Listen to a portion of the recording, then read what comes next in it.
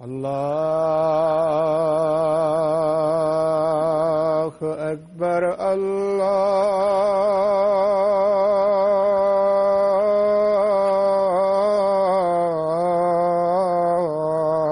الله أكبر الله أكبر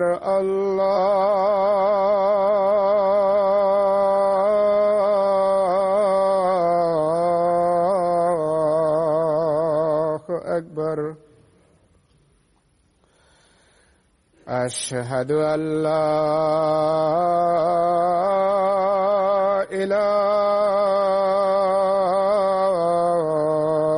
إله إلا الله. أشهد أن لا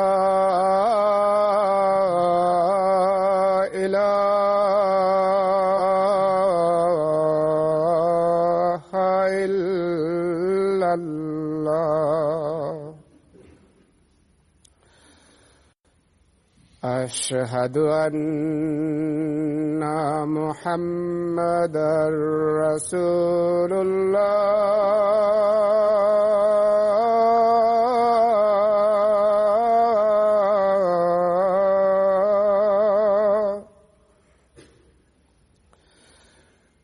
أشهد أن محمدًا رسول الله. حي على الصلاة.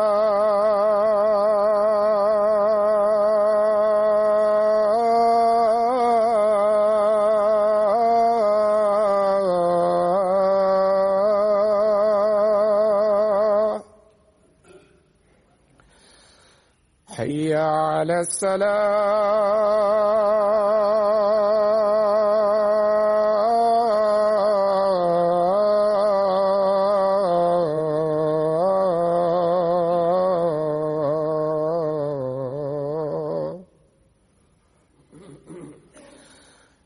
حي على الفلاح.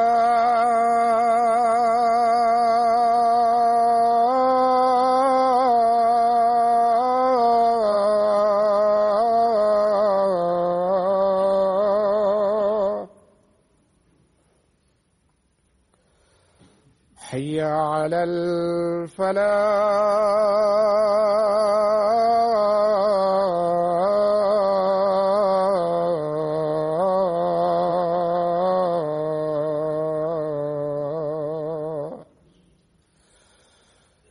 الله أكبر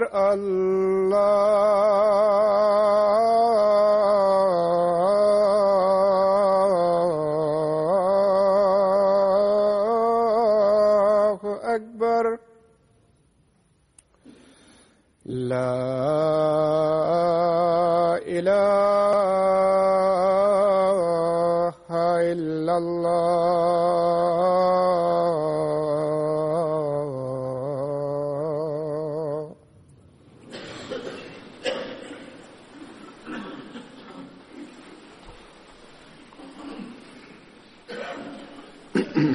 السلام عليكم ورحمة الله.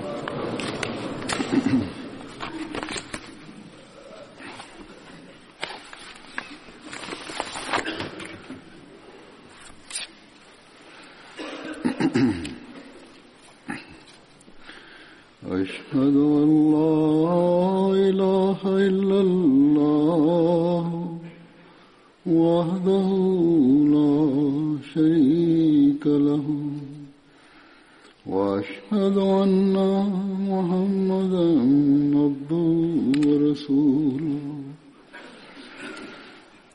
أما بعد فأعوذ بالله من الشيطان الرجيم بسم الله الرحمن الرحيم الحمد لله رب العالمين الرحمن الرحيم مالك يوم الدين إياك نعبد وإياك نستعين اهدنا الصراط المستقيم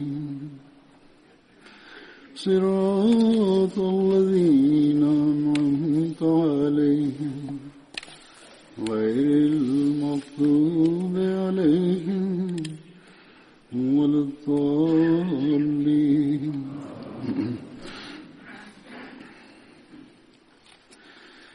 இன்று நான் ஹதரத் ஆமிர் பின் ஃபஹைரா பற்றி எடுத்துக் கூறுவேன். வரலாற்றில் இவர்களை பற்றி குறிப்பு மிக நீண்டதாக இருக்கிறது. இஸ்லாத்தின் வரலாற்றில் சில முக்கிய நிகழ்வுகளின் இவர்களது பங்கு சிறப்பாக உள்ளது. அதில் பங்கு பெறுவதற்கான நற்பாக்கியம் அவர்களுக்கு கிடைத்துள்ளது. அந்த சம்பவங்கள் எப்படிப்பட்டதென்றால் அதனை விளக்கத்தை இங்கே எடுத்துக் கூறுவது அவசியமாகும். அபு ஆமிர் என்பது அவர்களது சுட்டு பெயராகும். ஆசத் கோத்திரத்தை சார்ந்தவர். ஹதரத் ஆயிஷா ரலியல்லாஹு அன்ஹா அவர்களுடைய தாய்வழி சகோதரரான துஃபைல் பின் அப்துல்லா பின் சஹபராவினுடைய அடிமையாக இருந்தார்கள். அன்னார் இஸ்லாத்தை ஆரம்ப காலத்தில் ஏற்றுக்கொண்டவர்களில் ஒருவர் ஆவார்கள். பெருமானார் ஸல்லல்லாஹு அலைஹி வஸல்லம் அவர்கள் தாரே அர்கமிற்கு செல்வதற்கு முன்பே இஸ்லாத்தை ஏற்றுக்கொண்டார்கள். ஹதரத் அபூபக்கர் ரலியல்லாஹு அன்ஹு அவர்களுடைய ஆடுகளை மேய்த்து வந்தார்கள். இஸ்லாத்தை ஏற்றுக்கொண்ட பிறகு நிராகரிப்பவர்களின் தரப்பிலிருந்து அன்னாருக்கு நிறைய துன்பங்கள் கொடுக்கப்பட்டு வந்தன. பிறகு ஹதரத் அபூபக்கர் ரலியல்லாஹு அன்ஹு அவர்கள் அன்னாரை விலைக்கு வாங்கி அவரை விடுதலை செய்துவிட்டார்கள். ஹிஜ்ரத் சந்தர்ப்பத்தின் போது பெருமானார் ஸல்லல்லாஹு அலைஹி வஸல்லம் அவர்களும் ஹதரத் அபூபக்கர் ரலியல்லாஹு அன்ஹு அவர்களும் ஹிரா குகையில் இருந்தபோது, ஹிஜ்ரத் சம்பவத்தின் போது ஹதரத் நபிகள் நாயகம் ஸல்லல்லாஹு அலைஹி வஸல்லம் அவர்களும் ஹதரத் அபூபக்கர் அவர்களும் சௌர் குகையில் இருந்தபோது அன்னார் ஹதரத் அபூபக்கர் ரலியல்லாஹு அன்ஹு அவர்களுடைய ஆடுகளை மேய்த்து வந்தார்கள்.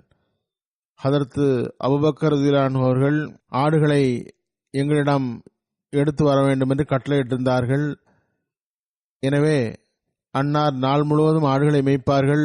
மாலை பொழுதில் குகைக்கு அருகில் வந்து ஹதரத் அபூபக்கர் ரலியல்லாஹு அன்ஹு அவர்களின் ஆடுகளை அவர்களுடைய அருகில் கொண்டு வருவார்கள். பெருமானார் ஸல்லல்லாஹு அலைஹி வஸல்லம் அவர்களும் ஹதரத் அபூபக்கர் ரலியல்லாஹு அன்ஹு அவர்களும் ஆட்டுப்பாலை தாமே கறப்பார்கள்.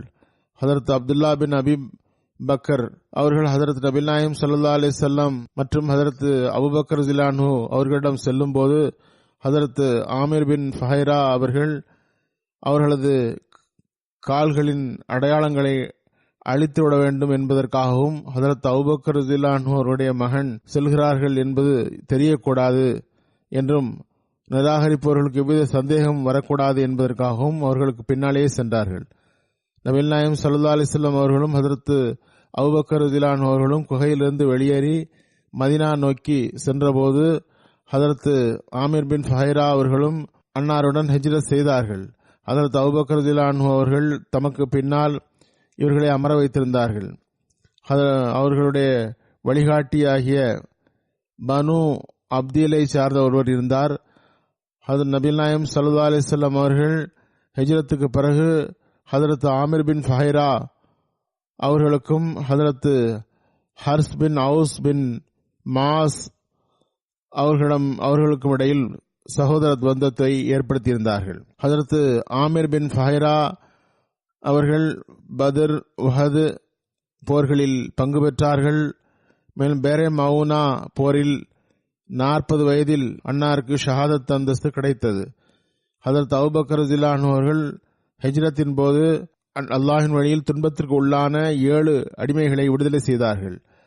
அவர்களில் ஹதரத் பிலால் அவர்களும் ஹதரத் ஆமிர் பின் ஃபஹைரா அவர்களும் அடங்குவர். ஹிஜ்ரத் சம்பவத்தின் போது அதை எடுத்து கூறியவாறு ஹதரத் ஆயிஷா ரலியல்லாஹு அன்ஹா கூறுகின்றார்கள், நாங்கள் ஒரு நாள் சரியாக மதிய வேளையில் ஹதரத் அபூபக்கர் ரலியல்லாஹு அன்ஹு அவர்களுடைய வீட்டில் அமர்ந்திருந்தோம். அப்போது எங்களது வீட்டில் கூறக்கூடிய ஒருவர் ஹதரத் அபூபக்கர் ரலியல்லாஹு அன்ஹு அவர்களிடம், ஹதரத் நபிகள் நாயகம் ஸல்லல்லாஹு அலைஹி வஸல்லம் அவர்கள் தமது தலையில் ஆடையை போர்த்தியவாறு வருகை தந்திருக்கிறார்கள் என்று கூறினார். அன்னார் எப்படிப்பட்ட நேரத்தில் எங்களிடத்தில் வந்திருக்கிறார்கள் என்றால், இந்த நேரத்தில் அன்னார் எங்களிடம் வரவே மாட்டார்களே என்று நினைத்தவாறு ஹதரத் அபூபக்கர் ரலியல்லாஹு அன்ஹு கூறினார்கள், எனது தாயும் தந்தையும் உங்கள் மீது அர்ப்பணமாகட்டும், நீங்கள் இந்த நேரத்தில் வந்திருக்கிறீர்கள், இறைவன் மீது ஆணையாக நிச்சயமாக ஏதோ ஒரு பெரிய வேலை இருக்கும். ஹதரத் ஆயிஷா கூறுகின்றார்கள், இதற்கிடையில் நபிகள் நாயகம் ஸல்லல்லாஹு அலைஹி வஸல்லம் அவர்கள் எங்களிடத்தில் வந்தார்கள். உள்ளே வருவதற்கு அனுமதி கேட்டார்கள். அபூபக்கர் ரலியல்லாஹு அன்ஹு அவர்கள் அனுமதி வழங்கினார்கள். அன்னார் உள்ளே வந்து ஹதரத் அபூபக்கர் அவர்களிடம், உங்களிடத்தில் இருப்பவர்களை வெளியே அனுப்புங்கள் என்று கூறினார்கள். ஹதரத் அபூபக்கர் ரலியல்லாஹு அன்ஹு அவர்கள், அல்லாஹ்வின் தூதரே, எனது தாயும் தந்தையும் உங்களுக்கு அர்ப்பணம், வீட்டில் உள்ளவர்கள் மட்டும்தான் இங்கே இருக்கின்றார்கள். அதாவது ஹதரத் ஆயிஷா, ஹதரத் உம்மே ருமான் மற்றும் அவரது தாயார் இருக்கிறார்கள் என்று கூறினார்கள். ஹதரத் நபிகள் நாயகம் ஸல்லல்லாஹு அலைஹி வஸல்லம் அவர்கள், எனது ஹிஜ்ரத்துக்கு அனுமதி கிடைத்துவிட்டது என்று கூறினார்கள். ஹதரத் அபூபக்கர் ரலியல்லாஹு அன்ஹு அவர்கள், அல்லாஹ்வின் தூதரே, என்னையும் தங்களுடன் அழைத்து செல்லுங்கள், எனது தாயும் தந்தையும் தங்களுக்கு அர்ப்பணம் என்று கூறினார்கள். எனவே நபிகள் நாயகம் ஸல்லல்லாஹு அலைஹி வஸல்லம் அவர்கள், நீங்களும் என்னிடம் வாருங்கள் என்று கூறினார்கள். ஹதரத் அபூபக்கர் ரலியல்லாஹு அன்ஹு அவர்கள், எனது தாயும் தந்தையும் உங்களுக்கு அர்ப்பணம், எனது 2 ஒட்டகங்களில் ஒன்றை நீங்கள் எடுத்துக் கொள்ளுங்கள் என்று கூறினார்கள். ஹதரத் பெருமானார் ஸல்லல்லாஹு அலைஹி வஸல்லம் அவர்கள், நான் விலை கொடுத்துதான் வாங்குவேன் என்று கூறினார்கள். ஹதரத் ஆயிஷா கூறுகின்றார்கள், எனவே நாங்கள் விரைவாக இருவருக்கும் உரிய பயணத்துக்கான ஒரு பொருட்களை தயார் செய்து தோலினாலான ஒரு பையில் வைத்தோம். ஹதரத் அபூபக்கர் ரலியல்லாஹு அன்ஹு அவர்கள் மகள் அஸ்மா அவர்களுடைய ஒரு துணியை எடுத்து அதனுடைய பையினுடைய மேற்பகுதியை கட்டினார்கள்.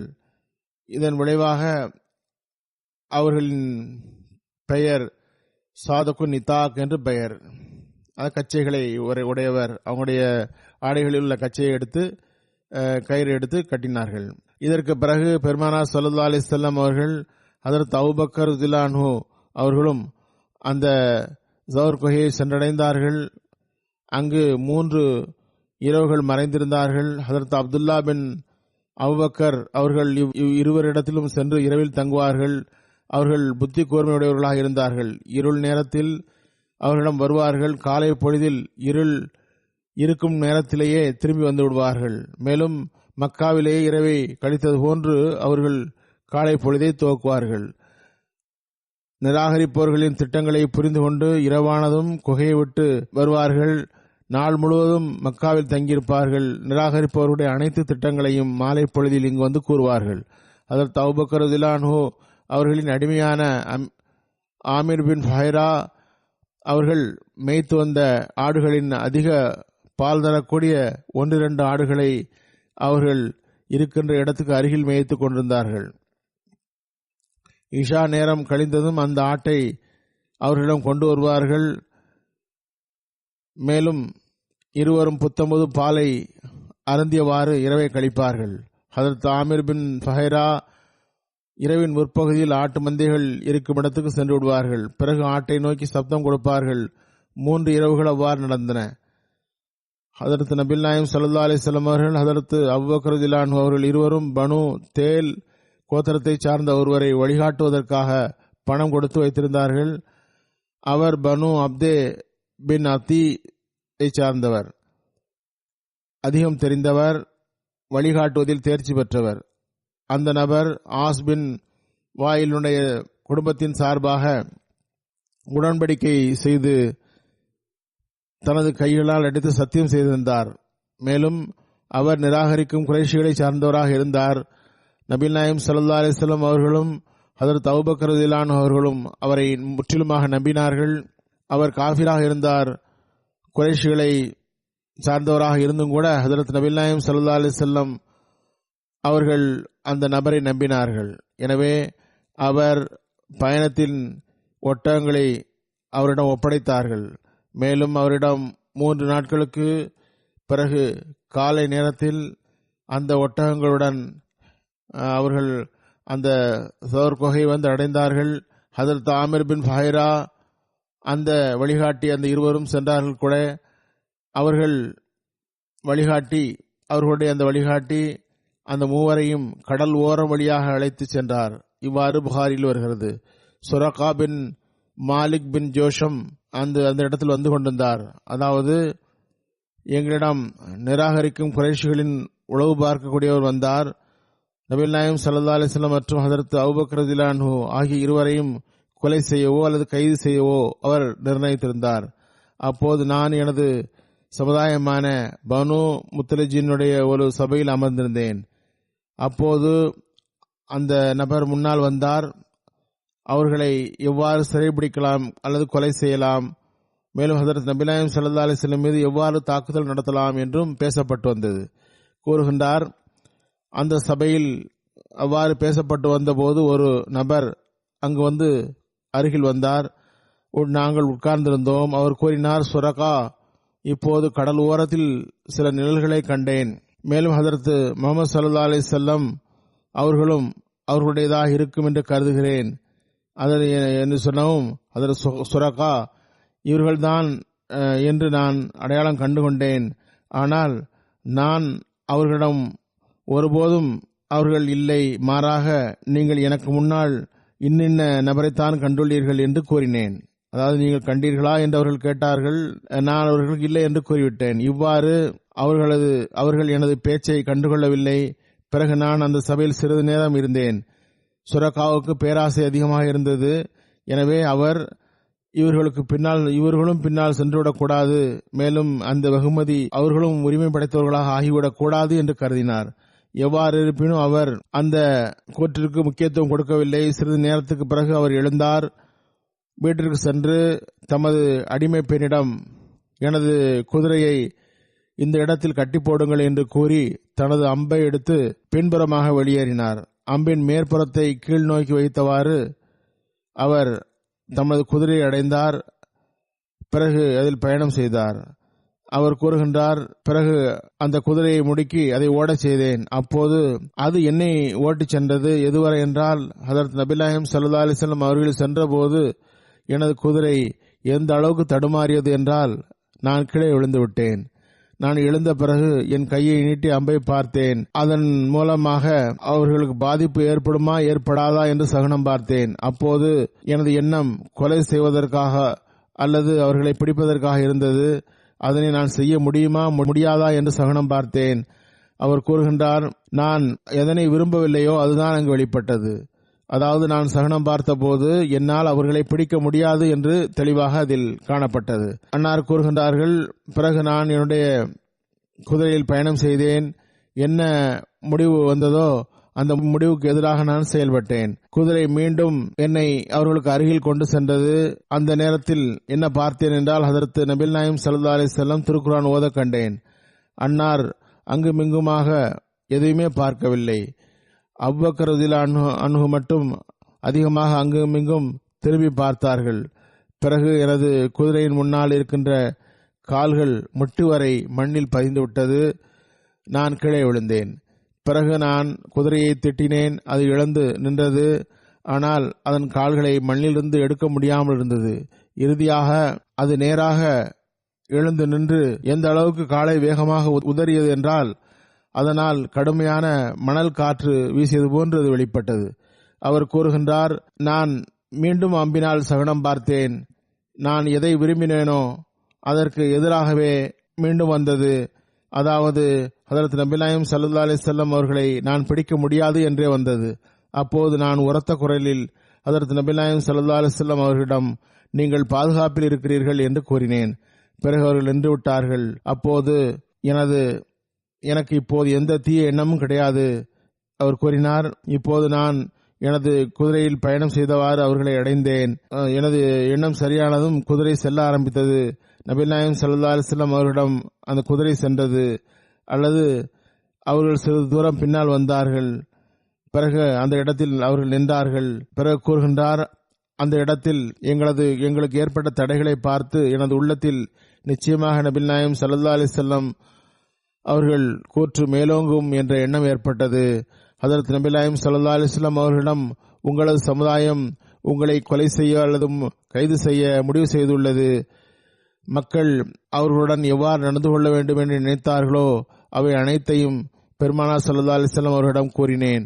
அதாவது அவருடைய தீ எண்ணங்களை பற்றி நிராகரிப்பவர்களுடைய முழு விவரங்களையும் கூறினேன். பிறகு நீங்கள் பயணம் செல்கிறீர்கள் என்று கூறி நான் அவர்களுக்குரிய உணவிற்கான பொருட்களை கொடுத்தேன்.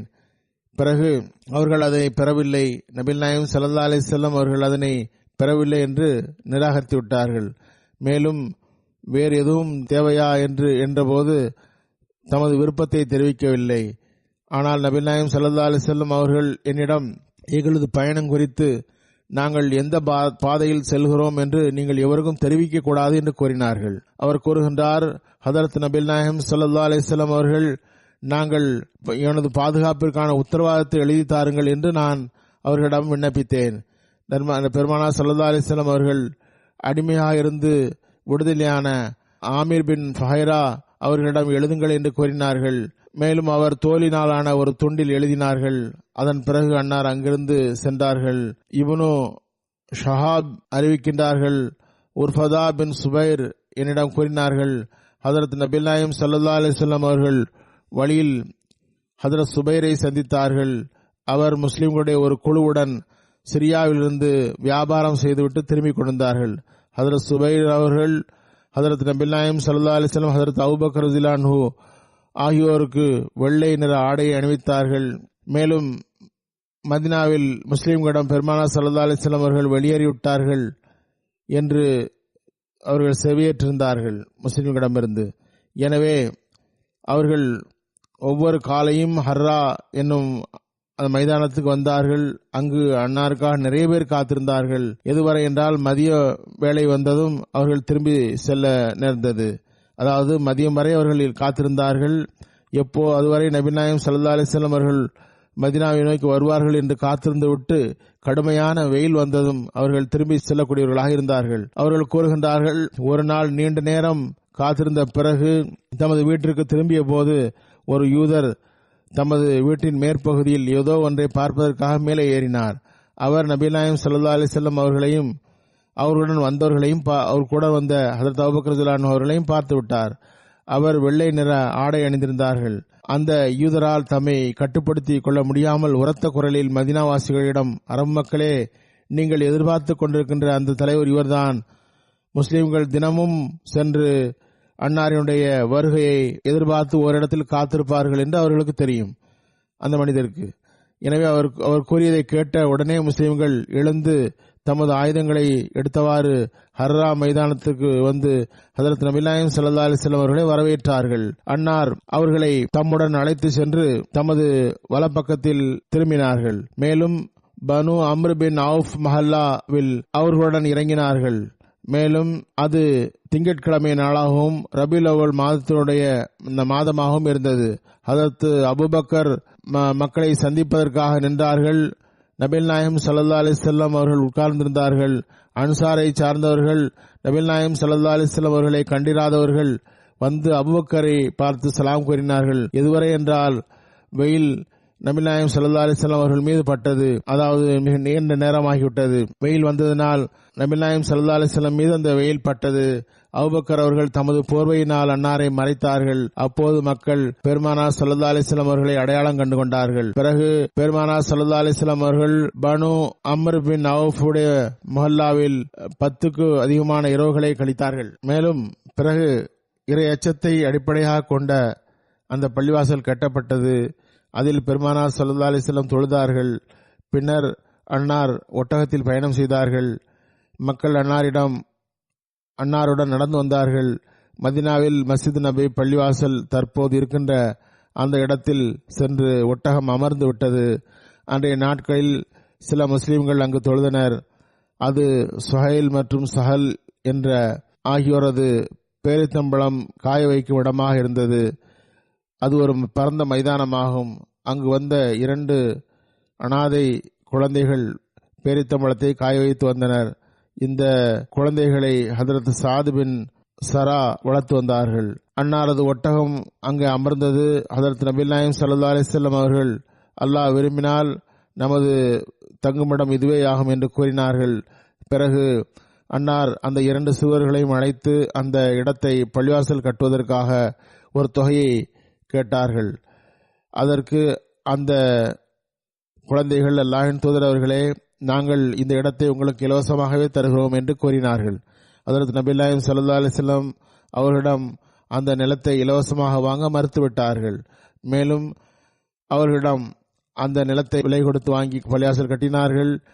ஹதரத் நபி ஸல்லல்லாஹு அலைஹி வஸல்லம் அவர்கள் அந்த பள்ளிவாசலை கட்டுவதற்காக மக்களிடம் இணைந்து செங்கல்களை எடுத்து வந்தார்கள். செங்கல்களை எடுத்து வைக்கும் போது ஹாதில் ஹுமாலு லா ஹிமால ஹைபர் ஹாதா அபரு ரப்பனா வாத்தஹர், அதாவது இதன் எடை ஹைபரை போன்று அதிகம் கிடையாது, மாறாக எங்களுடைய இறைவா இதன் எடை மிகவும் நன்மையானது, தூய்மையானது என்று கூறினார்கள். மேலும் கூறினார்கள், அல்லாஹும்ம இன்னல் அஜ்ர அஜ்ருல் ஆஹிரா ஃபர்ஹமில் அன்சார வல் முஹாஜிரீன், அதாவது அல்லாஹ்வே உண்மையான நற்கூலி மறுமையில் கிடைக்கக்கூடிய நற்கூலியாகும்.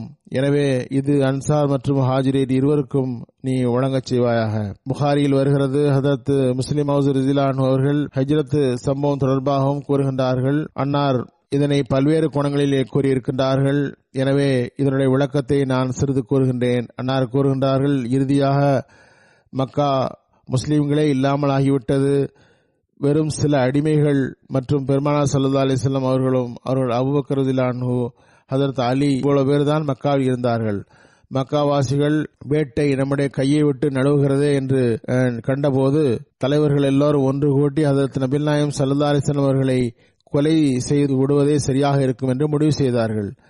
இறைவனது குறிப்பான திட்டத்திற்கு இணங்க அன்னாரை கொலை செய்வதற்காக நிர்ணயிக்கப்பட்ட தேதியும் அன்னார் ஹிஜ்ரத் செய்ய முடிவு செய்த தேதியும் ஒன்றாக இருந்தது.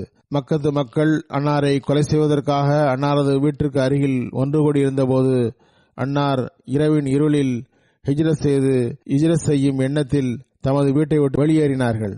ஒருபுறம் நிராகரிப்பவர்கள் ஒன்று கூடியிருந்தார்கள், மறுபுறம் அல்லாஹ் அன்னாருக்கு வழிகாட்டினான், அவர்களை வெளியேறுமாறு கூறினான். நிச்சயமாக மக்கத்து மக்கள் தங்களது எண்ணம் குறித்து முஹம்மது ஸல்லல்லாஹு அலைஹி வஸல்லம் அவர்களுக்கு தெரிந்திருக்கும் என்று அவர்கள் சந்தேகிக்கலாம். ஆனால் இருந்தும் கூட அன்னார் அவர்களுக்கு முன்பாகவே அவர்களை கடந்து சென்றார்கள்.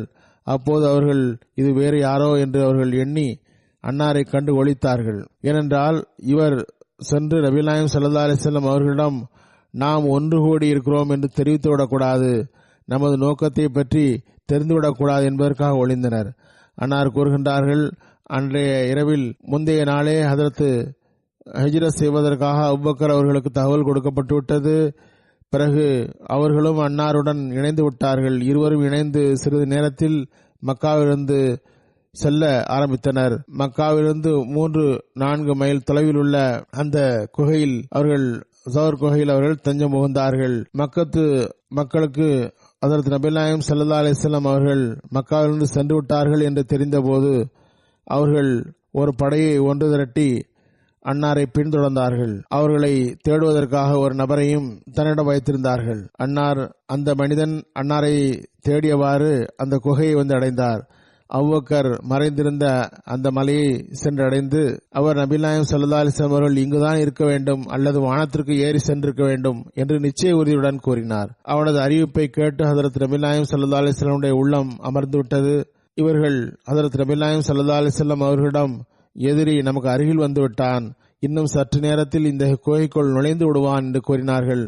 ஹதரத் நபிகள் நாயகம் ஸல்லல்லாஹு அலைஹி வஸல்லம் அவர்கள், லா தஹ்சன் இன்னல்லாஹ மஅனா, அபூபக்கரே அஞ்சாதீர், நிச்சயமாக அல்லாஹ் நம்முடன் இருக்கிறான் என்று கூறினார்கள். ஹதரத் அபூபக்கர் ரலியல்லாஹு அன்ஹு அவர்கள், நபிகள் நாயகமே, நான் எனது உயிருக்காக அஞ்சவில்லை, ஏனென்றால் நான் ஒரு சாதாரண மனிதனாவே, நான் கொல்லப்பட்டு விட்டால் ஒரு மனிதர் தான் கொல்லப்படுவார், ஆனால் உங்களது உயிருக்கு பங்கம் ஏற்பட்டால் உலகத்திற்கு ஆன்மீகத்தின் பெயரே அழிந்துவிடும் என்பதே என்னுடைய அச்சமாகும் என்று கூறினார்.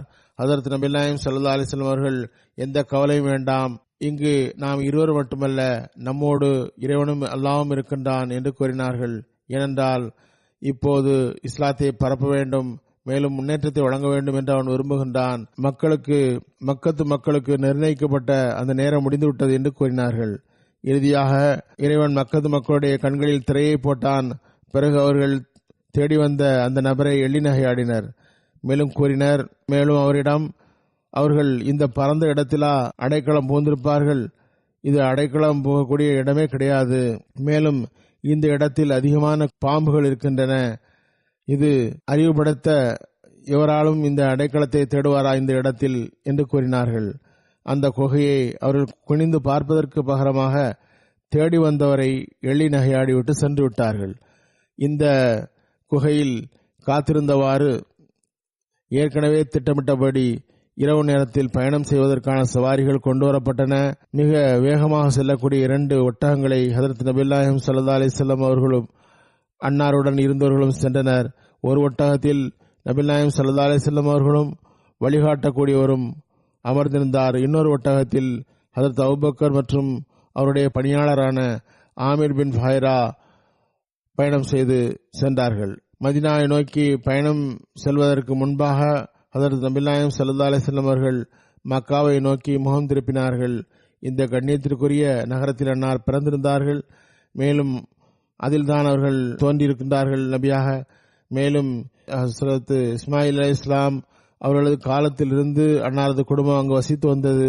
அன்னார் தமது பார்வையை செலுத்தியவாறு ஏக்கத்துடன் அந்த நகரத்தை பார்த்து, மக்கா நகரமே, நீ எனக்கு எல்லா இடங்களைவிடவும் மிகவும் அன்பிற்குரிய இடமாவாய், ஆனால் உன்னுடைய மக்கள் என்னை இங்கு இருக்க விடவில்லையே என்று கூறினார்கள். அப்போது ஹதரத் அபூபக்கர் ரலியல்லாஹு அவர்கள் வருத்தத்துடன், இந்த மக்கள் தமது நபியை வெளியேற்றியுள்ளனர், இப்போது நிச்சயமாக அவர்கள் அழிவுக்குள்ளாவார்கள் என்று கூறினார்கள். மக்கது மக்களை அடையாளம் கண்டுபிடிப்பதில் தோல்வியை கண்டவாறு எவரொருவர் ஹதரத் நபிகள் நாயகம் ஸல்லல்லாஹு அலைஹி வஸல்லம் அவர்களையும் ஹதரத் அபூபக்கர் ரலியல்லாஹு அவர்களையும் உயிரோடோ அல்லது மரணித்தவராகவோ கொண்டு வந்தால் அவர்களுக்கு 100 ஒட்டகம் பரிசாக கிடைக்கும் என்று அறிவிப்பை செய்தார்கள். இந்த அறிவிப்பு செய்தி மக்காவிற்குள் உள்ள அருகிலுள்ள பல கோத்திரத்தாரிடமும் அனுப்பப்பட்டது. எனவே காட்டரபிகளின் தலைவரான சுரகா பின் மாலிக் வெகுமதியின் பேராசையில் அன்னாரை பின்தொடர்ந்தார். அன்னாரை தேடியவாறு மதீனாவின் வீதியில் அன்னாரை சந்தித்தார். அவன் 2 ஒட்டகத்தையும் அதில் பயணம் செய்யக்கூடியவர்களையும் பார்த்து தமது ஒட்டகத்தை அவர்களுக்கு பின்னால் ஓட்டிச் சென்றார். ஆனால் வழியில் அவரது ஒட்டகம் தடுமாறி கீழே விழுந்தது. சுரக்காவும் கீழே விழுந்தார். சுரக்கா பிற்காலத்தில் முஸ்லிமானார். இந்த சம்பவங்களை அவரே குறிப்பிடுகின்றார். மேலும் பிறகு நடந்த சம்பவங்கள் பற்றிய அறிவிப்பில் வருகிறது. சுரக்கா தொடர்பாக அந்த விஷயத்தை முஸ்லிம் கூறுகின்றார்கள். ஆமீர் பின் ஃபஹைரா நபிகள் நாயகம் ஸல்லல்லாஹு அலைஹி வஸல்லம் அவர்களது கூற்றிற்கு ஏற்ப அமைதிக்கான உத்தரவாதத்தை எழுதி சுரக்காவிடம் கொடுத்தார்கள். சுரக்கா திரும்பிய போது அல்லாஹ் சுரக்காவின் வருங்காலத்தை பற்றிய நிலைமைகளை ஹதரத் நபிகள் நாயகம் ஸல்லல்லாஹு அலைஹி வஸல்லம் அவர்களுக்கு வெளிப்படுத்தி காட்டினான். பெருமானார் ஸல்லல்லாஹு அலைஹி வஸல்லம் அவர்களுக்கு சுரக்காவுடைய வருங்காலத்தை பற்றிய நிலைமைகள் எவ்வாறு இருக்கும் என்பது பற்றி அல்லாஹ் வெளிப்படுத்தி காட்டியதற்கு இணங்க அன்னார் சுரக்காவிடம், சுரக்கா, உமது கைகளில் கிஸ்ராவின் தங்க காப்புகள் அணிவிக்கப்படும் போது உம்முடைய நிலை எவ்வாறு இருக்கும் என்று கூறினார்கள். சுரக்கா வியந்து போய், ஈரானின் அரசர் கிஸ்ராவா என்று கேட்க நபிகள் நாயகம் ஸல்லல்லாஹு அலைஹி வஸல்லம் ஆம் என்று பதிலளித்தார்கள். அன்னாரது இந்த முன்னறிவிப்பு 16-17 வருடங்களுக்கு முன்பாக சொல்லுக்கு சொல் நிறைவேறியது. சுரக்கா முஸ்லிமாகி மதீனா வந்தார். ஹதரத் நபிகள் நாயகம் ஸல்லல்லாஹு அலைஹி வஸல்லம் அவர்களது மரணத்திற்கு பிறகு ஹதரத் அபூபக்கர், ஹதரத் உமர் கலிஃபாவானார்கள். முஸ்லிம்களுடைய கண்ணியம் வளர்ந்து கொண்டிருப்பதை கண்ட ஈரானை சார்ந்தவர்கள் முஸ்லிம்களோட தாக்குதல் தொடுத்தார்கள். அவர்கள் இஸ்லாத்தை நசுக்குவதற்கு பகரமாக தாமே இஸ்லாத்தினால் நசுக்கப்பட்டார்கள். ஈரானிகள் தாக்குதலை தொடுத்தார்கள். இறுதியாக கிஸ்ராவின் ஆட்சி முஸ்லிம்களின் முன் வீழ்ந்தது. மேலும் ஈரானின் செல்வங்கள் முஸ்லிம்களின் கட்டுப்பாட்டில் வந்தன. ஈரானிய அரசாங்கத்தின் எந்த செல்வங்கள் முஸ்லிம்களின் கட்டுப்பாட்டுக்குள் வந்ததோ அதில் ஈரானிய அரசருடைய கிஸ்ராவினுடைய வழக்கத்திற்கு ஏற்ப அவர்கள் அரியணையில் அமரும்போது அணியக்கூடிய தங்க காப்பும் இருந்தது.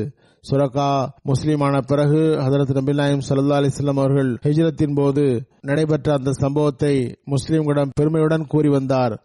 மேலும் நபிகள் நாயகம் ஸல்லல்லாஹு அலைஹி வஸல்லம் அவர்கள் சுரக்காவை பார்த்து, சுரக்காவே, உமது கையில் கிஸ்ராவுடைய தங்க காப்புகள் அணிவிக்கப்படும் போது உமது நிலை எவ்வாறு இருக்கும் என்று கூறிய விஷயத்தை முஸ்லிம்கள் அறிந்திருந்தனர். ஹதரத் உமர் ரலியல்லாஹு அன்ஹு அவர்களுக்கு முன்னால் போர் செல்வங்கள் கொண்டு வந்து வைக்கப்பட்டது. அப்போது கிஸ்ராவின் தங்க காப்பை பார்த்ததும் ஹதரத் உமர் ரலியல்லாஹு அன்ஹு அவர்கள் அதனை பார்த்தவுடன் அவர்களுடைய எல்லா சம்பவங்களும் அன்னாருக்கு நினைவில் வந்தன. அதாவது பலகீனமான நேரத்தில் இறைவனுடைய தூதருக்கு தமது நாட்டை விட்டு மதினாவுக்கு செல்ல வேண்டிய நேரம் ஏற்பட்டது. சுரக்கா அன்னாரை கொன்றோ அல்லது உயிரோடோ பிடிப்பதற்காக பிடித்து அதன் மூலம் பரிசாக 100 ஒட்டகத்தை பெற வேண்டும் என்ற எண்ணத்தில் குதிரையை வேகமாக ஓட்டினார். அப்போது பெருமானார் ஸல்லல்லாஹு அலைஹி வஸல்லம் அவர்கள், சுரக்கா, உமது கைகளில் கிஸ்ராவின் தங்க காப்புகள் அணிவிக்கப்படும் போது உமது நிலை எவ்வாறு இருக்கும் என்று கூறியது. இந்த அனைத்து விஷயங்களும் இது எத்தகைய பெரிய முன்னறிவிப்பு என்றால், ஹதரத் உமர் ரலியல்லாஹு அன்ஹு அவர்கள் தமக்கு முன்பாக கிஸ்ராவின் காப்புகளை கண்டபோது இறைவனது வல்லமையை நினைத்து அவர்கள் கண் முன்னால் வந்தது. அவர்கள் சுரக்காவை அழையுங்கள் என்று கூறினார்கள். சுரக்கா அழைக்கப்பட்டார். ஹதரத் உமர் ரலியல்லாஹு அன்ஹு அவர்கள் கிஸ்ராவுடைய தங்க காப்புகளை தமது கைகளில் அணியுமாறு கட்டளையிட்டார்கள். அதற்கு சுரக்கா, இதனுடைய தூதருடைய கலீஃபாவே, தங்கம் அணிவது முஸ்லிம்களுக்கு தடுக்கப்பட்டதாகும் என்று கூறினார்கள். அதற்கு உமர் ரலியல்லாஹு அன்ஹு அவர்கள், தடுக்கப்பட்டதுதான், சரிதான், ஆண்களுக்கு தங்கம் அணிவது தடுக்கப்பட்டது, ஆனால் இந்த சந்தர்ப்பத்திற்காக அல்ல, இது தடுக்கப்பட்ட அந்த சந்தர்ப்பம் கிடையாது. அல்லாஹ் ஹதரத் நபிகள் நாயகம் ஸல்லல்லாஹு அலைஹி வஸல்லம் அவர்களுக்கு உங்களது கையில் தங்க காப்புகளை காட்டினான். நீங்கள் இந்த தங்க காப்புகளை அணிகின்றீர்களா அல்லது நான் உங்களுக்கு தண்டனை தரட்டுமா? ஏனென்றால் தற்போது அந்த முன்னறிவிப்பு நிறைவேறியுள்ளது. தற்போது இதன் எஞ்சிய பாகத்தை நீங்கள் நிறைவேற்ற வேண்டும் என்று கோரினார்கள். சுரக்கா ஆட்சேபனை செய்ததன் காரணம் ஷரியத் காரணமாகவே ஆகும். இல்லை என்றால் அவர்களும் கூட பெருமானார் ஸல்லல்லாஹு அலைஹி வஸல்லம் அவர்களது முன்னறிவிப்பு நிறைவேறுவதை விரும்புபவர்களாகவே இருந்தார்கள். சுரக்கா அவர்கள் தமது கையில் அந்த தங்க காப்பை அணிந்தார்கள். மேலும் முஸ்லிம்கள் இந்த வியத்தகு முன்னறிவிப்பு முழுமையானதை தம் கண்களால் கண்டனர். சில புத்தகத்தின் அடிப்படையில் சுரக்காபின் மாலிக் அவர்களுக்கு கிஸ்ராவின் தங்க காப்பு அணிவிக்கப்படுவது என்ற சொல்லை அன்னார் ஹிஜ்ரத் சந்தர்ப்பத்தில் கூறவில்லை. மாறாக நபிகள் நாயகம் ஸல்லல்லாஹு அலைஹி வஸல்லம் அவர்கள் ஹுனைன் மற்றும் தாயிஃபிலிருந்து திரும்பும் போது ஜியரானா என்ற இடத்தில் நடந்ததாக கூறுகின்றார்கள். ஆனால் அறிவிப்புகளில் பொதுவாக மேலே கூறிய அறிவிப்பு தான் உள்ளது. அதாவது ஹிஜ்ரத் சந்தர்ப்பத்தில் தான் அது நடந்ததாக எழுதப்பட்டிருக்கிறது. ஹதரத் முஸ்லிம் அவர்களும் அதையே எழுதியிருக்கிறார்கள். ஹதரத் ஆமிர் பின் பஹைரா ஹிஜ்ரத் செய்து மதினா வந்து நோயுற்றார்கள். பெருமானார் ஸல்லல்லாஹு அலைஹி வஸல்லம் அவர்கள் துஆ செய்தார்கள். அன்னார் அதனால் நலமடைந்தார்கள். ஹதரத் ஆயிஷா ரலியல்லாஹு அன்ஹா கூறுகின்றார்கள், பெருமானார் ஸல்லல்லாஹு அலைஹி வஸல்லம் அவர்கள் ஹிஜ்ரத் செய்து மதினா சென்ற போது சில சஹாபாக்கள் நோயுற்றார்கள். ஹதரத் அபூபக்கர், ஹதரத் ஆமிர் பின் பஹைரா, ஹதரத் பிலால் ஆகியோர் நோயுற்றார்கள். ஹதரத் ஆயிஷா ரலியல்லாஹு அன்ஹா அவர்களை நலம் விசாரிக்க செல்வதற்கு பெருமானார் ஸல்லல்லாஹு அலைஹி வஸல்லம் அவர்களிடம் அனுமதி கேட்டார்கள். அன்னார் அனுமதி வழங்கினார்கள். ஹதரத் ஆயிஷா ஹதரத் அபூபக்கர் அவர்களிடம் வந்து எப்படி இருக்கிறீர்கள் என்று கேட்டார்கள். அன்னார் ஒரு கவிதையே பதிலாக கூறினார்கள். குல் அம்ரின் வஸப்ஹும் ஃபி அஹ்லிஹி வல் மௌத்து அத்னா மின் ஷிராக்கி மாலிஹி. அதாவது ஒவ்வொரு நபரும் காலையில் எழும்போதும் காலை சிறந்ததாக அமையட்டும் என்று கூறப்படுகிறது. அவர் எத்தகைய நிலையில் இருக்கிறார் என்றால், அவர் தூங்கி எழும்போது ஒரு நாள் இல்லை ஒரு நாள் நிச்சயமாக மரணம் அவரை வந்தே தீரும் என்று கூறினார்கள். அப்போது ஆமிர் பின் ஃபஹைராவிடம் அவர்களது நிலைமையை கேட்டறிந்தார்கள். அதற்கு அவர்கள் இன்னி வஜத்து மௌத்த கபல சோகிஹி இன்னல் ஜபான ஹத்வஹு மின் ஃபோகிஹி என்ற ஒரு கவிதையை கூறினார்கள். அதாவது, நிச்சயமாக நான் மரணத்தின் சுவையை சுவைப்பதற்கு முன்பாகவே அதனை பெற்றுவிட்டேன். நிச்சயமாக கோழைத்தனத்தின் மரணம் திடீரென்று வருகிறது. அதாவது தைரியமானவர் எப்போதும் மரணத்திற்கு ஆயத்தமாக இருக்கின்றார். ஆனால் கோழை அதற்காக எவ்வித ஆயத்தமும் செய்யாமல் இருக்கிறார். பிறகு அதற்கு பிலால் அவர்களிடம் சென்று நிலைமையை கேட்டார்கள். அதற்கு அவர்கள் யா லைஷ ஷரிஹல் அபிதன்ன லைல ஃபி ஃபஜ்ஜி ஹவ்லவி துஹிரின் வஜ்ஜலீலுன் என்ற கவிதையை படித்தார்கள். அதாவது, அந்தோ நான் மக்காவின் பள்ளத்தாக்கில் எனது நாள்களில் ஏதாவது இரவை கழிப்பேன் என்று தெரிந்திருந்தால் எவ்வாறு நன்றாக இருந்திருக்கும். பிறகு ஹதரத் நபிகள் நாயகம் ஸல்லல்லாஹு அலைஹி வஸல்லம் அவர்களிடம் வந்து அந்த சஹாபிகளுடைய கூற்றை எடுத்து கூறினார்கள். அதாவது அபூபக்கர் ரலியல்லாஹு அன்ஹு அவர்கள் கூறினார்கள், ஆமிர் பின் ஃபஹைரா இதை கூறினார்கள், ஹதரத் பிலால் ரலியல்லாஹு அன்ஹு இவ்வாறு கூறினார்கள் என்று கூறியுடன் ஹதரத் நபிகள் நாயகம் ஸல்லல்லாஹு அலைஹி வஸல்லம் அவர்கள் வானத்தை பார்த்தார்கள். மேலும் அல்லாஹும்ம ஹபிப் இலைனல் மதீனா கமா ஹப்பப்த இலைனா மக்கத வாஷத். அல்லாஹும்ம ஃபாரிக் லனா ஃபி சாயிஹா ஒஃபி முத்திஹா வன்குல் வஃபாஹ இலாமாய. அதாவது, அல்லாவே மக்காவை எங்களுக்கு பிடித்தமானதாக ஆக்கியது போன்று மதினாவையும் பிடித்தமானதாக ஆக்குவாயாக, மேலும் அதைவிட அதிகமாக ஆக்குவாயாக. அல்லாவே இதிலுள்ள சாஹ் மற்றும் மத்தில், அதாவது இதனுடைய அளவுகோல்களை பர்க்கத்துக்குரியதாக ஆக்குவாயாக. மேலும் மதினாவை எங்களுக்கு ஆரோக்கியமான இடமாக ஆக்குவாயாக. மேலும் இந்த நோயை விட்டும் எங்களை தொலைவில் கொண்டு செல்வாயாக. அதற்கு பிறகு ஹதரத் ஆமீர் பின் ஃபஹைரா பேரே மவுனா சம்பவத்தில் மக்களால் கொல்லப்பட்ட போது ஹதரத் அம்ர் பின் அமியா கைது செய்யப்பட்டார்கள். அமீர் பின் துஃபைல் இவர்களிடம் இது யார் என்று கேட்டார்கள். அதற்கு அவர்கள் ஒருவரை பார்த்து சைகை செய்தவாறு இது ஆமீர் பின் ஃபஹைரா என்று கூறினார்கள். ஆமீர் பின் துஃபைல் அவர்கள், நான் ஆமீர் பின் ஃபஹைராவை பார்த்தேன். அவர்கள் கொல்லப்பட்ட பிறகு வானத்திற்கு உயர்த்தப்பட்டார்கள். எதுவரை என்றால் வானம் அவர்களுக்கும் பூமிக்கும் இடையில் இருப்பதை போன்று அவர்கள் பூமியிலும் இருப்பதை போன்றும், எதுவரை என்றால் வானம் அவர்களுக்கும் பூமிக்கும் இடையில் இருப்பதை போன்றும் அவர்கள் பூமியில் இறக்கப்படுவதை போன்றும் இப்போது நான் பார்க்கிறேன். ஹதரத் நபி நாயகம் ஸல்லல்லாஹு அலைஹி வஸல்லம் அவர்களுக்கு அவர்களை பற்றி செய்தி கிடைத்தது. எனவே நபி நாயகம் ஸல்லல்லாஹு அலைஹி வஸல்லம் அவர்கள் கொல்லப்பட்ட செய்தியை சஹாபாக்களிடம் தெரிவித்தார்கள்.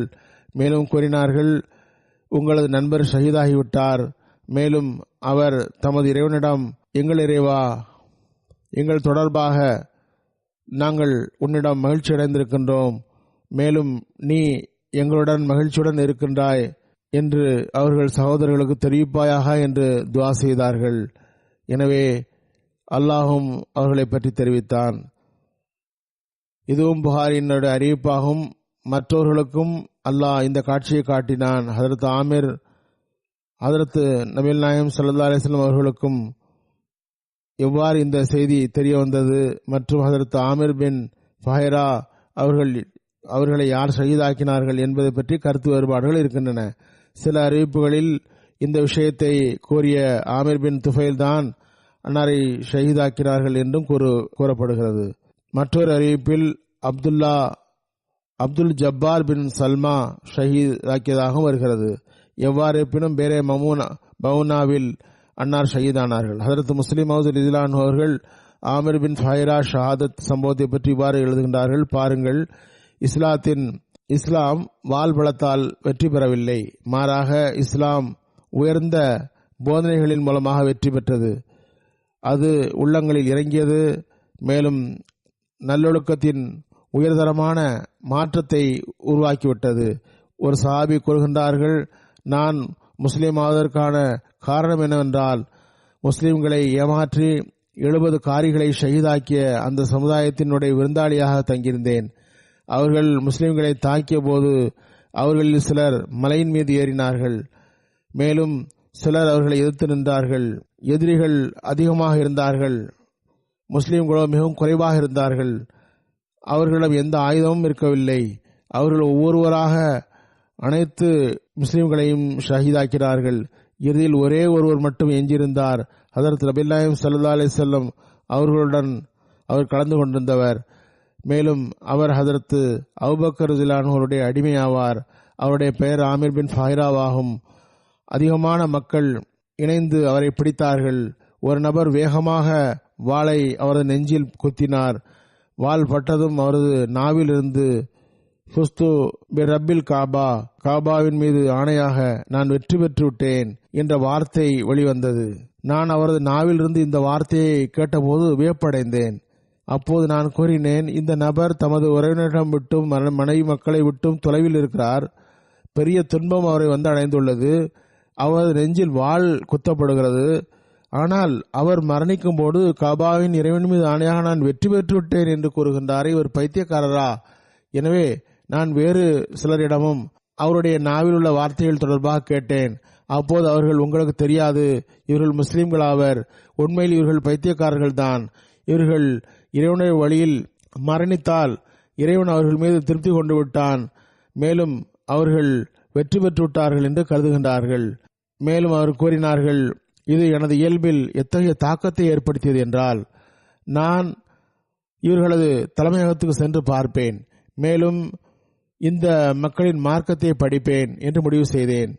அந்த சஹாபி கூறுகின்றார், ஒரு நபரது உள்ளத்தில் ஒரு வாளால் தாக்கப்படுகிறது, அவர் நாட்டை விட்டு வெகு தூரத்தில் இருக்கிறார், அவரது எந்த அன்பிற்குரிய உறவினரும் அருகில் இல்லை, அவரது நாவிலிருந்து ஃபுஸ்து ரப்பில் காபா, அதாவது காபாவின் இறைவன் மீது ஆணையாக நான் வெற்றி பெற்றுவிட்டேன் என்ற வார்த்தை வெளிவருகிறது. ஆக இது இவரிடம் எவ்வளவு தாக்கத்தை ஏற்படுத்தியது என்றால், இந்த நபர்கள் பிறகு முஸ்லீமானார். அந்த தாக்குதல் குறித்து அவர் கூறி வந்தார், ஃபுஸ்து ரப்பில் காபா என்ற வாசகத்தை அடைந்ததும் அவருடைய உடல் நடுங்க ஆரம்பித்தது, மேலும் கண்களிலிருந்து கண்ணீர் வழிந்தோடியது. அதற்கு முஸ்லிமாவது கூறுகின்றார்கள், இஸ்லாம் தமது சிறப்பு அம்சத்தின் மூலமாக பரவியது, வாளினால் அல்ல.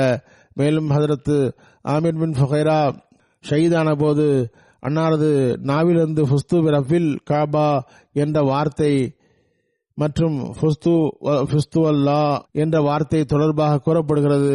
இரண்டு அறிவிப்புகளும் இந்த சொற்கள் மேலும் சில சஹாபிக்கு நாவிலிருந்தும் வெளிவந்ததாக தெரிகிறது. இது தொடர்பாக ஹதரத் முஸ்லிம் ரலியல்லாஹு கூறினார்கள், வரலாற்றை படிப்பதனால் தெரிய வருவதாவது, சஹாபாக்கள் போருக்கு எப்படி சென்றார்கள் என்றால், போரில் ஷஹீதாவது அவர்களுக்கு மன அமைதிக்கும் மகிழ்ச்சிக்கும் காரணியாக அமையும் என்று அறிந்திருந்தார்கள். அவர்களுக்கு சண்டையில் ஏதாவது துக்கம் ஏற்பட்டால் அதற்காக அதை அவர்களுக்கு துக்கமாக கருதுவதில்லை, மாறாக அதனை மன மகிழ்ச்சிக்குரியதாக கருதினார்கள். பெரும்பாலான சஹாபாக்களுடைய வரலாற்றில் இருந்துதான் தெரிய வருகிறது, அவர்கள் இறைவழியில் கொல்லப்படுவதே தமது மன நிம்மதிக்கு வழிவகுக்கும் என்று கருதி வந்ததாக தெரிய வருகிறது. எடுத்துக்காட்டாக திருக்குரானில் மனனம் செய்தவர்கள் அரபு நாட்டில் ஒரு கோத்திரத்திற்கு தப்லீக் செய்வதற்காக அனுப்பப்பட்டார்கள். அவர்களில் ஹராம் பின் மல்ஹான் இஸ்லாத்துடைய தூது செய்தியை ஆமிர் கோத்திரத்துடைய தலைவர் ஆமிர் பின் துஃபைல் இடம் கொண்டு சென்றார்கள். மற்ற சஹாபிகள் பின்னால் இருந்தார்கள். ஆரம்பத்தில் ஆமிர் பின் துஃபைல் மற்றும் அவருடன் கூட இருந்தவர்கள் நயவஞ்சகத்தை வெளிப்படுத்தி அவர்களை எதிர்த்தார்கள். ஆனால் பிறகு அவர்கள் தப்லீக் செய்ய ஆரம்பித்த போது அவர்களின் சில விஷமிகள் ஒரு சில சைகைகளை செய்தார்கள். அவருடைய சைகையை பார்த்து உடனே ஹராமின் மல்ஹானை பின்னால் இருந்தவாறு ஒருவர் வாளார் குத்தினான். உடனே அவர்கள் கீழே விழுந்து விட்டார்கள். அப்போது கூட அவர்களின் நாவிலிருந்து அல்லாஹு அக்பர், ஃபுஸ்து பிரபில் காபா, அதாவது அல்லாஹின் மீது ஆணையாக நான் என் ரட்சகனை பெற்றுவிட்டேன் என்ற வார்த்தைகளே வெளிவந்தன. பிறகு இந்த விஷமிகள் எஞ்சிய சஹாபாக்களையும் சூழ்ந்து அவர்களையும் தாக்குதல் நடத்த தொடங்கினர். அந்த சந்தர்ப்பத்தில் ஹதரத் அபூபக்கர் ரலியல்லாஹு அவர்களால் விடுதலை செய்யப்பட்ட அடிமையும் ஹிஜ்ரத் பயணத்தில் பெருமானார் ஸல்லல்லாஹு அலைஹி வஸல்லம் அவருடன் பயணம் செய்தோருமாகிய ஆமிர் பின் ஃபுகைரா கொலை செய்தோர்தான் பின்னாட்களில் முஸ்லீம் ஆகிவிட்டார். பிறகு முஸ்லீம் ஆவதற்கான காரணத்தை கூறும்போது அவர் ஆமிர் பின் ஃபுகைராவை ஷஹீதாக்கினேன், அவரது நாவிலிருந்து ஃபுஸ்து ரப்பில் காபா என்ற வார்த்தைகள் வெளிவந்தன, அதாவது காபாவின் இறைவன் மீது ஆணையாக நான் எனது நோக்கத்தை அடைந்து விட்டேன் என்ற சொல்லே அவருடைய நாவிலிருந்து வெளிவந்தது என்று கூறினார். இந்த சம்பவம் கூறுவது என்னவென்றால், சஹாபாக்கள் மரணம் என்பது துக்கத்தை தருவதற்கு பகரமானது என்பதற்கு பதிலாக மகிழ்ச்சி தரக்கூடியது என்று கருதினார்கள். அம்மக்கள் மிகவும் நற்பேறு பெற்றவர்களாவார்கள். குறிப்பாக ஆமிர் பின் ஃபுகைரா அவர்களுக்கு ஹதரத் அபூபக்கர் ரலியல்லாஹு அவர்களுக்கும் தொண்டு செய்யக்கூடிய வாய்ப்பும் கிடைத்தது. ஹதரத் நபி நாயகம் ஸல்லல்லாஹு அலைஹி வஸல்லம் அவர்களுக்கு தொண்டு செய்யும் வாய்ப்பும் கிடைத்திருந்தது. அன்னாரோடு ஹிஜ்ரத் செய்யக்கூடிய வாய்ப்பு கிடைத்தது. பிறகு இஸ்லாத்திற்காக அன்னார் குகையில் தங்கியிருக்கும் போது சவுர் குகைக்கு உணவை எடுத்து செல்லக்கூடிய வேலையும் பார்த்தார்கள்.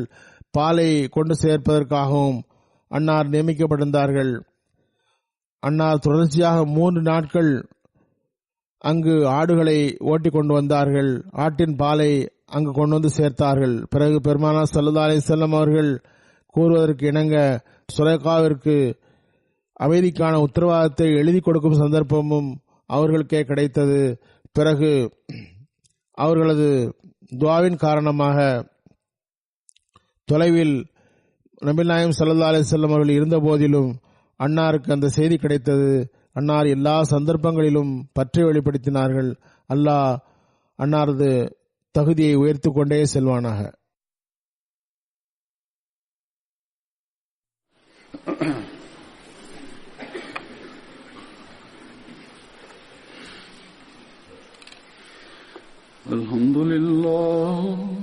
Alhamdulillah nahmaduhu wa nasta'inuhu wa nastaghfiruhu wa nu'minu bihi wa natawakkalu alayhi wa na'udhu billahi min shururi anfusina wa min sayyiati a'malina.